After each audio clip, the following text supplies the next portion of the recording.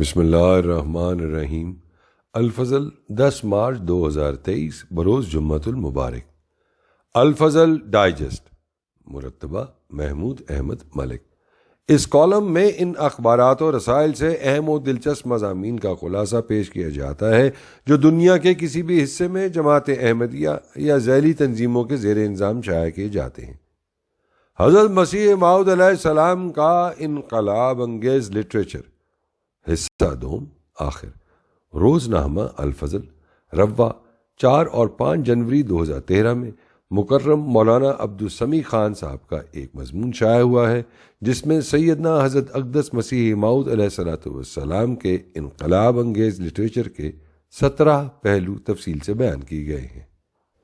14 حضرت مسیح موعود علیہ السلام کے آسمانی مائدہ کا ایک بڑا حصہ خدائی کلام اور علم غیب پر مشتمل ہے جو قیامت تک آنے والے بڑے بڑے انقلابات کی کھلی خبریں دیتا ہے، مثلا یہ کہ جماعت احمدیہ پر ابتلا آئیں گے، کفر کے فتوے لگیں گے، شہادتیں ہوں گی، اور اس زمانے کے فرعون اور حامان اور ابو جہل اور ابو لہب اپنے انجام کو پہنچیں گے۔ اور خدا نے یہ بھی کہا کہ میں تیری تبلیغ کو زمین کے کناروں تک پہنچاؤں گا اور بادشاہ تیرے کپڑوں سے برکت ڈھونڈیں گے۔ انہی کتب میں لندن کے ممبر پر مدلل تقریر کرنے اور سفید پرندے پکڑنے کی بشارت بھی ہے۔ اسی لٹریچر میں داغ ہجرت اور MTA کی پیش گوئی بھی ہے، صلحائے عرب اور ابدال شام کی دعاؤں کا تذکرہ بھی ہے۔ 100 سال پہلے اسی لٹریچر نے بتایا کہ برطانوی حکومت کا سورج غروب ہو جائے گا اور دین کا آفتاب مغرب سے طلوع ہوگا، زار روس کا حال زار ہو جائے گا، ایوان کسرا میں تزلزل برپا ہوگا، کوریا کی حالت نازک ہو جائے گی، افغانستان کا نادر شاہ اچانک موت کا شکار ہو جائے گا، زلزلے آئیں گے، امریکہ، ایشیا، یورپ اور جزائر کے رہنے والے امن کو ترسیں گے، بیماریاں پڑیں گی، موتا موتی لگے گی، عالمی جنگیں ہوں گی، خون کی ندیاں بہیں گی اور ایٹمی ہتھیاروں سے زندگی ناپید ہو جائے گی۔ یہ لٹریچر بتاتا ہے کہ دجال اور یاجوج ماجوج کا نظام ٹوٹے گا اور پھر دین کی طرف کثرت سے رجوع ہوگا۔ یہ پاک کلام بتاتا ہے کہ خدا مسرور کا ساتھ دے گا اور اسے ہر میدان میں مظفر و منصور کرے گا۔ 15 حضور علیہ السلام کے بلند پایہ لٹریچر نے مسلمانوں کے اجتماعی شعور کی رائے ہی نہیں بدلی، بلکہ ان مضامین کو بیان کرنے کے لیے ان کے پاس اس صاحب قلم کے الفاظ سے بہتر الفاظ بھی نہیں تھے۔ اس لیے بے شمار مخالفین نے آپ کی کتب اور کلام منظوم کو نقل کیا اور اسے اپنے یا کسی اور نام سے شائع کیا ہے۔ مثلا مولوی اشرف علی صاحب تھانوی نے اپنی کتاب احکام اسلام عقل کی نظر میں کشتی نو، نسیم دعوت، اسلامی اصول کی فلسفی، آریہ دھرم اور برکات الدعا کے کئی صفحے نقل کیے ہیں۔ ممتاز بریلوی عالم محمد افضل شاہد صاحب نے اس پر تبصرہ کرتے ہوئے لکھا، تھانوی صاحب نے قادیانی کی مذکورہ بالا کتاب سے پیراگراف اور صفحے در صفحے اپنی کتاب میں نقل کر ڈالے، لیکن کتاب و مصنف کا حوالہ تک نہ دیا۔ شاید تھانوی صاحب کو یہ خطرہ تھا کہ اگر حوالہ دیا تو پیروکار اور مرید بھاگ نہ جائیں۔ اگر تھانوی صاحب کے اس طرز عمل پر غور کیا جائے تو تھانوی صاحب قادیانی کے مذکورہ بالا دعووں کے مطابق کہ یہ الہامی مضمون ہے اور سب پر غالب آئے گا وغیرہ کی اپنے عمل سے تصدیق کرتے ہوئے نظر آتے ہیں۔ یہ بات قابل غور ہے کہ تھانوی صاحب کا اصل مقصد قادیانی کی تعبیر و تشریح کو چوری کرنا تھا۔ الفاظ کی چوری تو اس لیے کی گئی ہے کہ ان سے بہتر الفاظ کا انتخاب ممکن نہ تھا۔ حضرت مسیح موعود علیہ السلام کے شعرائے آفاق عربی قصیدہ یا عین فیض اللہ ولی رفانی کے 70 میں سے 58 اشعار مولوی جان محمد صاحب MA MOL منشی فاضل مولوی فاضل کی کتاب اصل عربی بول چال مکمل کلام ہے کہ آخر میں نقل کیے گئے ہیں۔ مولوی سید نذیر الحق صاحب قادری نے اپنی کتاب اسلام میں اسلامی اصول کی فلسفی قریباً پوری نقل کر لی، نیز آئینہ کمالات اسلام، چشمہ معرفت اور کشتی نو سے جا بجا مضامین نقل کیے۔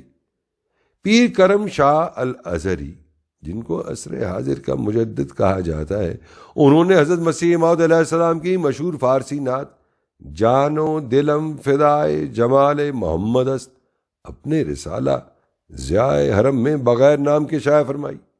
معاند سلسلہ مولانا ثناء اللہ صاحب امرتسری نے 4 جنوری 1924 کو لاہور کے جلسے میں تقریر یوں ختم کی: چونکہ میں قرآن مجید کو اپنا بلکہ جملہ انسانوں کا کامل ہدایت نامہ جانتا ہوں، اس لیے اپنے اعتقاد 2 شعروں میں ظاہر کر کے بعد سلام رخصت ہوتا ہوں۔ جمال و حسن قرآن نور جان ہر مسلمان ہے، قمر ہے چاند اوروں کا، ہمارا چاند قرآن ہے۔ نظیر اس کی نہیں جمتی نظر میں فکر کر دیکھا، بھلا کیوں کر نہ ہو یکتا کلام پاک رحماں ہے۔ مولانا حافظ عطاء اللہ صاحب کے رسالہ اعجاز قرآن کے سر وقت پر درج ہے۔ اس رسالے میں بحمد تعالیٰ دہریت، آریت، عیسائیت، بہائیت اور قادیانیت کے خیالی قلوں کو اعجاز قرآن کی 3 اقسام سے بمباری کر کے بکلی مسمار کر دیا گیا ہے۔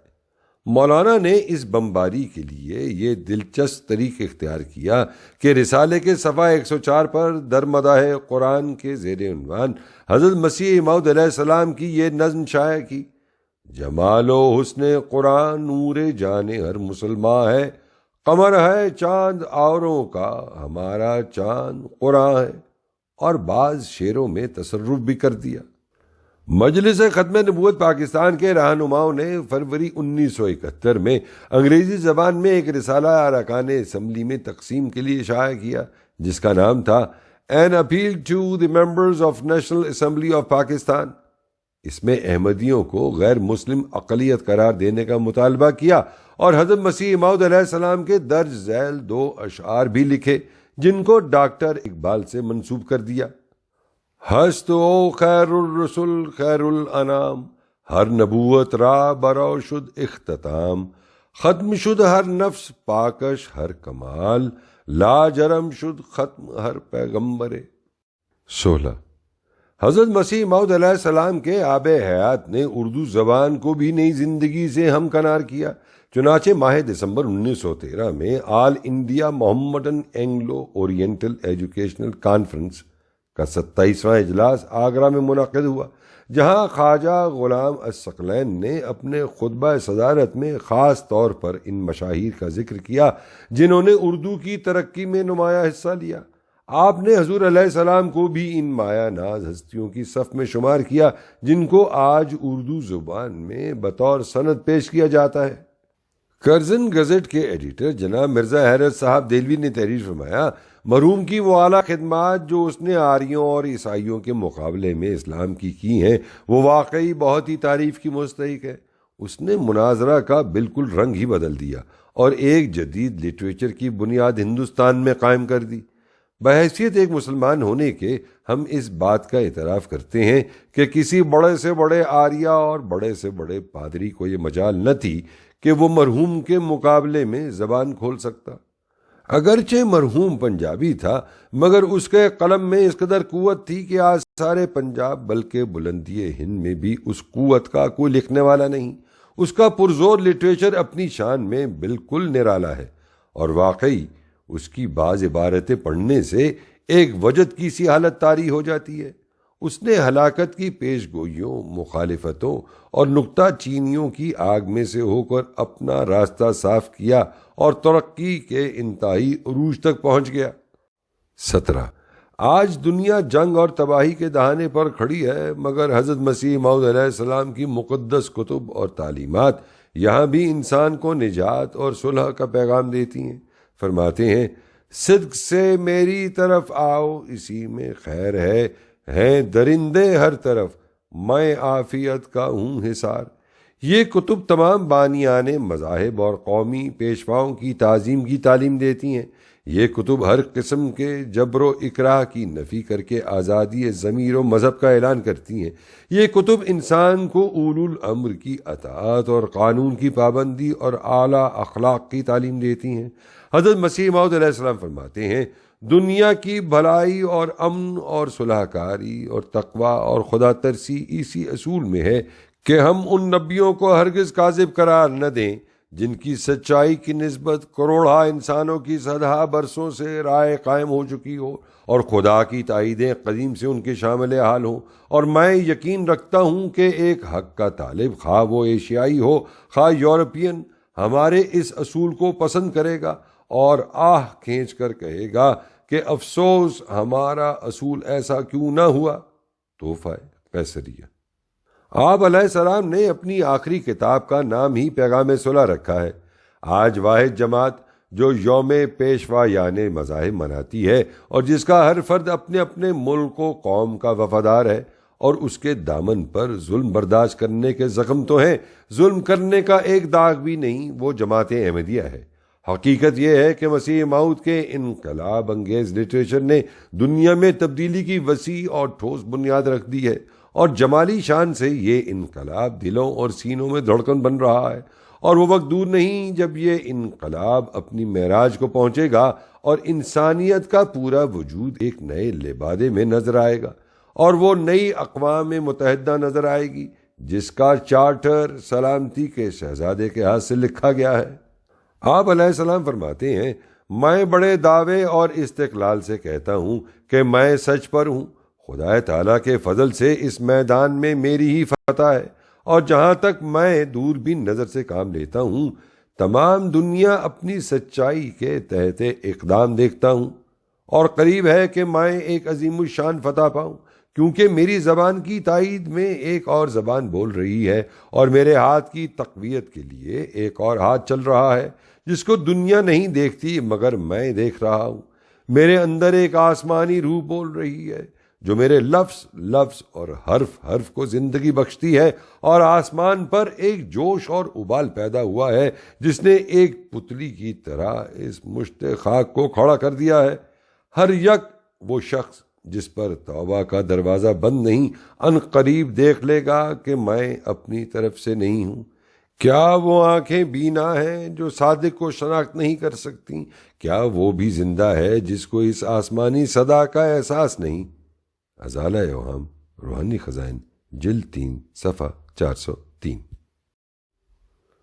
روزنامہ الفضل رواں 7 فروری 2014 میں مکرم مبارک احمد عابد صاحب کی ایک غزل شامل اشاعت ہے۔ اس غزل میں سے انتخاب ہدیہ قارئین ہے۔ وہ چاند کرنیں اچھالتا ہے تو دنیا بھر کو اجالتا ہے، وہی ہے سونا وہی ہے کندن، وہ ایک نظر جس پہ ڈالتا ہے، ہر ایک شیریں خطاب اس کا وفائیں جذبوں میں ڈھالتا ہے، وہ بحر عرفاں سے معرفت کے اچھوتے موتی نکالتا ہے، وہ پا شکستوں کو ہر قدم پر سہارا دے کر سنبھالتا ہے، وہ دیکھ لے ان کا چاند چہرہ اگر کسی کو مغالتا ہے۔ صداکار ابن سعید۔